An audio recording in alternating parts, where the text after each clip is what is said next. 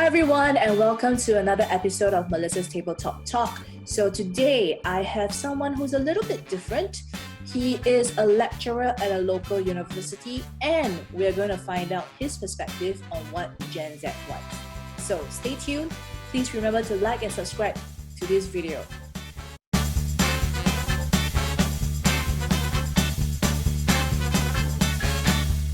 Yes. Hi, Jonathan. Hello. You are very well liked by your students. They come to you for a lot of problems, issues, advice. Basically, you're like Aunt Agony to them sometimes. Uncle Agony, yeah. So, Uncle Agony. I don't know. I guess I just give off a certain vibe or air that they can come and talk to me. So I have students who just either they send me an email, I invite them to add me on Instagram because I also set up a Telegram helpline. So I always tell my students, I'm just a text message away from help, and usually they will text me for help for schoolwork, but every now and then they'll text me for help for other things like quite insightful. Adds a whole new perspective and layer to my job. So I'm not just teaching, dumping information or teaching them new skills. There's more than that going on. Yeah, and I wonder how you cope with it because it's a lot. Like, I can't even cope with our colleagues' messages. And then you're like times 2, times 3. Yeah, that's right. Okay, sometimes it's bad, but okay, it's prior to this video, who was complaining to me about what? Yeah, so tired. Aiyo. Okay. Yeah, as educators, we tend to do all the talking most of the time, right? And it's nice to hear from their perspective also.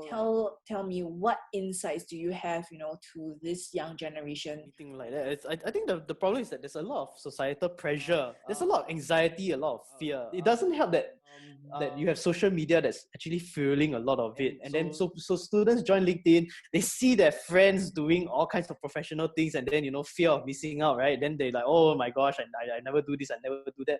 And it doesn't help that among the student culture that you have a lot of untruths, half-truths that are just being circulated by people who actually don't know any better, So people will tell you, oh, you have to do an internship. If you don't do an internship now, you will not be so marketable when you graduate.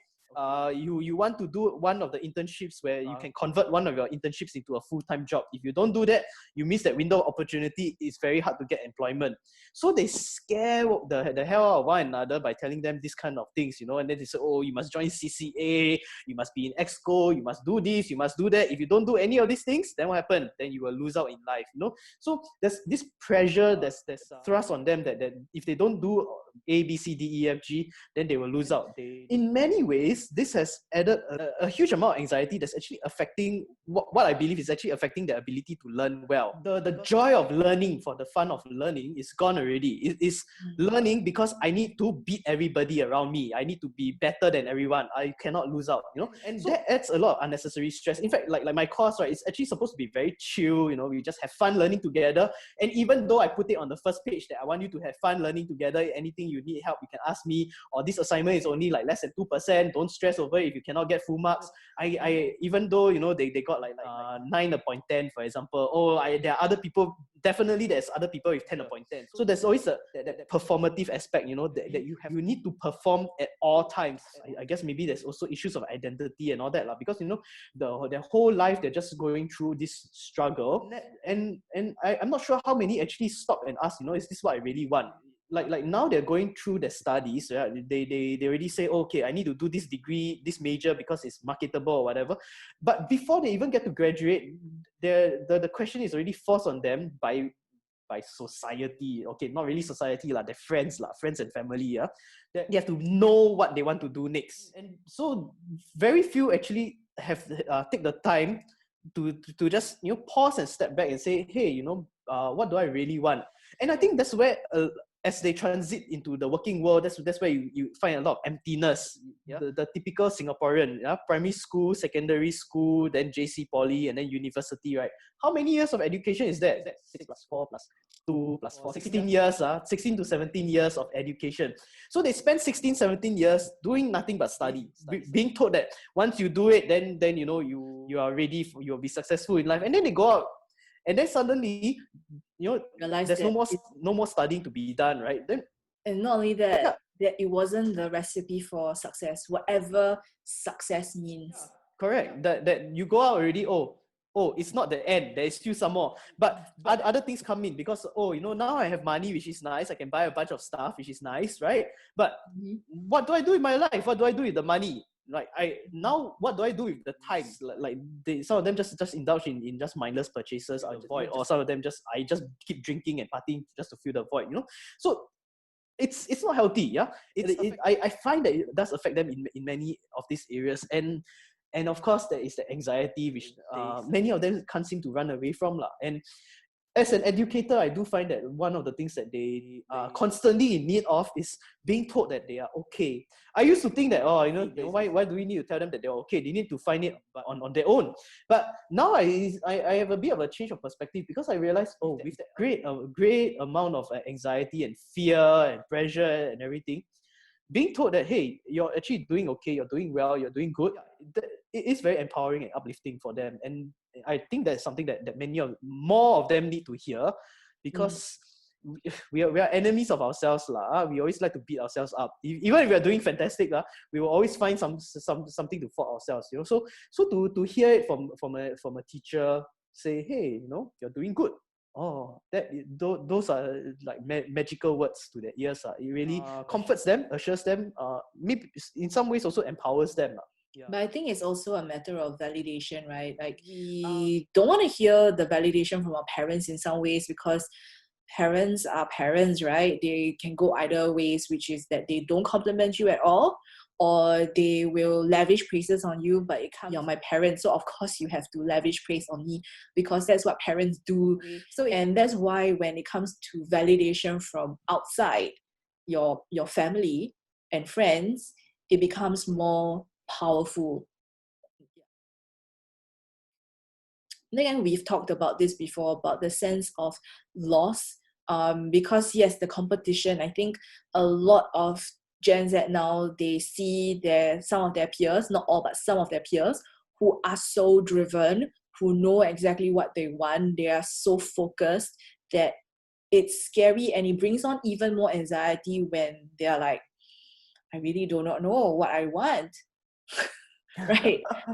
Yeah. What I said to my former student was, it's okay. When I was in my 30s and even now, I don't know what I want sometimes. Right? And even my elder brother, and from outside perspectives, it looks like he's successful in terms of career. He's got his MBA, etc. Looks like he has it, right? But yeah, right now he's like, it's not making me happy. That's not what I really wanted. And he was just following a path that he thought other people wanted him to do, because it's the path of success. So now he's like in the midst of a career switch, doing another degree as well. But okay, back to my point, which is my advice to Gen Z is, it's okay if you don't know what you want. I'll say that this isn't a Gen Z specific problem. I mean, no, it's not. Yeah, it's not. I look at my peers, so many of them were very lost. And one of the things I realized is that many of my peers back when I was in uni, the ones who it looked like they got their shit together and they know exactly what they want. No, it was just a placeholder. It's just a placeholder to give a false sense of security. They were like, oh, I'm very, very certain I'm definitely going to be a teacher. But that's a lie that they tell themselves, because I know them personally. They go in, they hate teaching, and then eventually they got out of it. Yeah.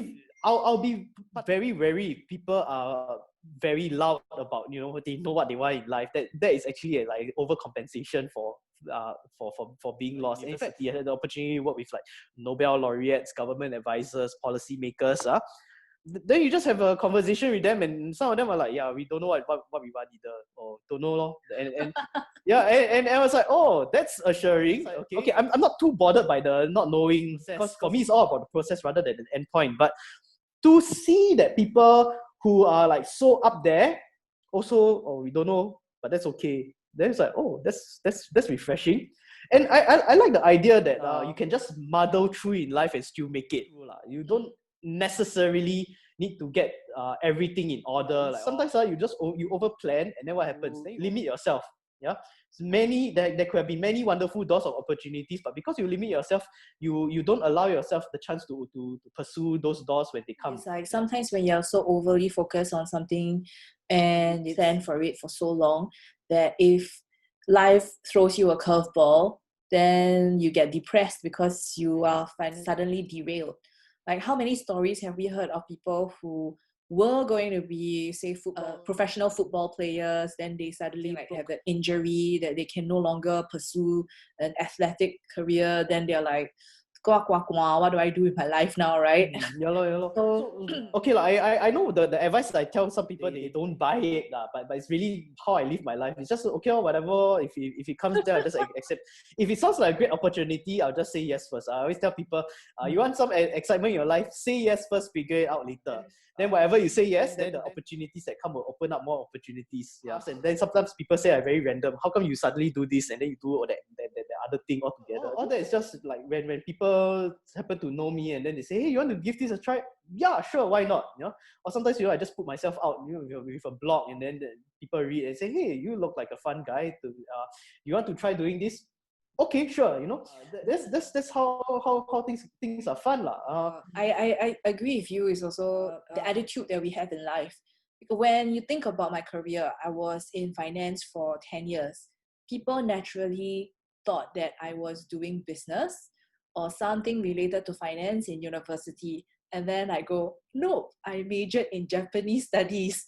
They're like, how did that happen? Yeah, correct. Life has a lot of unexpected paths, so enjoy the fun.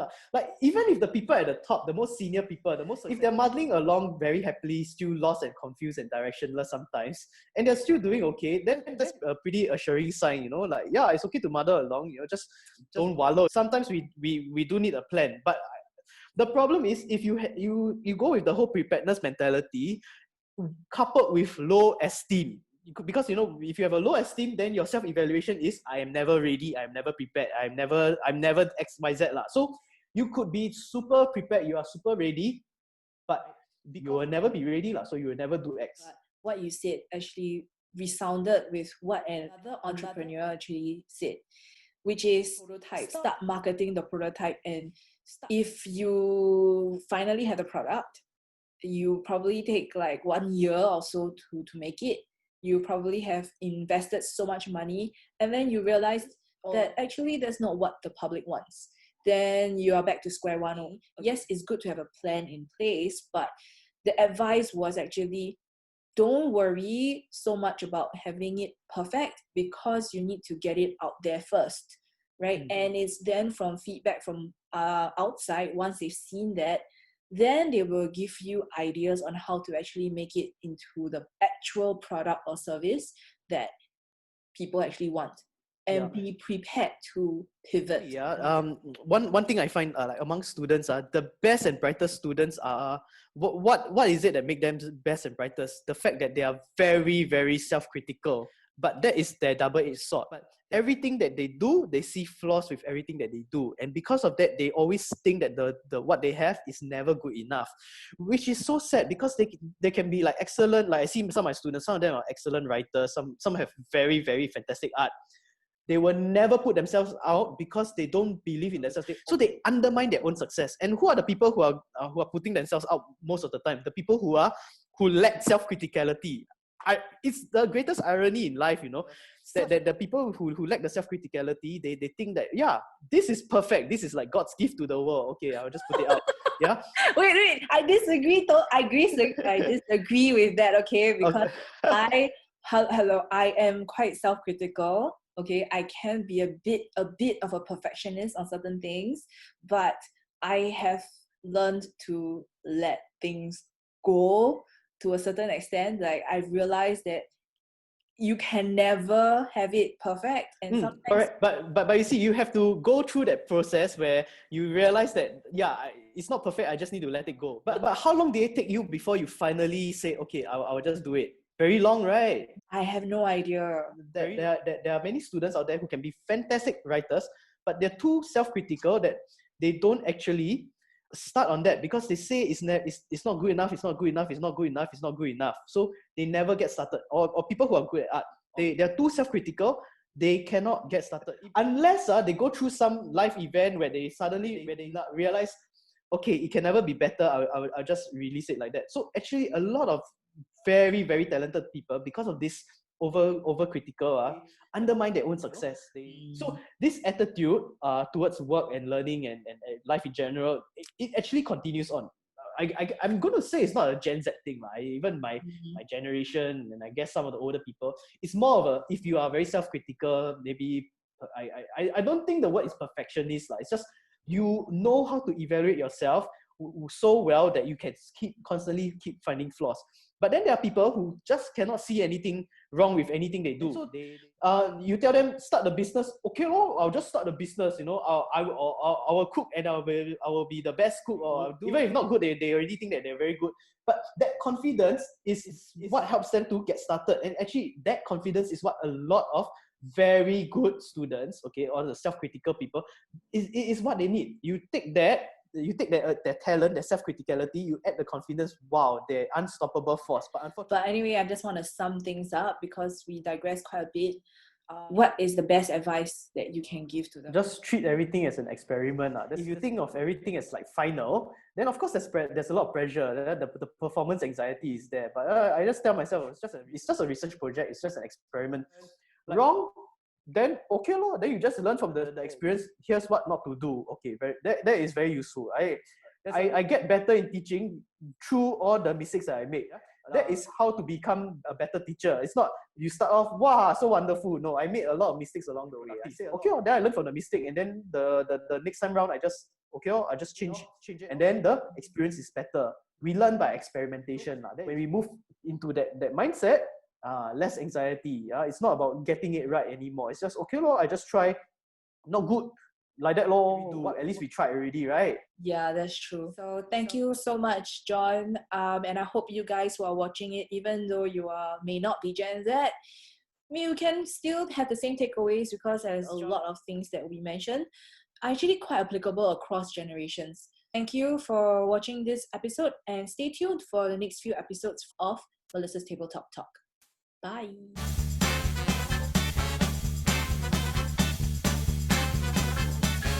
But I have to say, okay, self-critical. I'm not happy with the stuff I said for this interview. It takes one to know one. That's why I say the self-criticality is really the thing that really gets in the way. How? I also don't know. I just do. Have you played the game Plants vs. Zombies? Yes. Yeah, you know how the zombies will come in waves? 7:30, 9:30, 11:30, yeah. So every 2 hours. So in between I have like the time to rest and recover and do my other thing. Which is what we're doing now. Yeah, right. The same feedback. They are like, when will face-to-face classes start again? I'll stick to e-learning if possible.